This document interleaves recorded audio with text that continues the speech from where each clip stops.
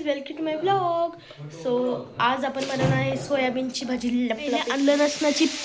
आलं आणि लसणाची पेस्ट करून घेतलेली आहे. सोयाबीन पण बॉईल करून घेतलेले आहेत. आणि सगळ्यात पहिले आपल्याला एक कढईत तेल गरम करायला ठेवायचे आणि त्याच्यात कांदा आणि टोमॅटो चॉप केलेला टाकायचा आहे आणि त्यात ती जी आलं लसणाची पेस्ट होती ती टाकायची आहे. मिक्स करून घ्यायचं आहे.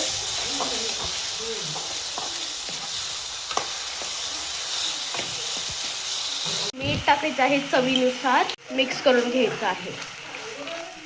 याच्यात आता नंतर कांदा लसूण मसाला टाकायचा आणि मिक्स करायचंय.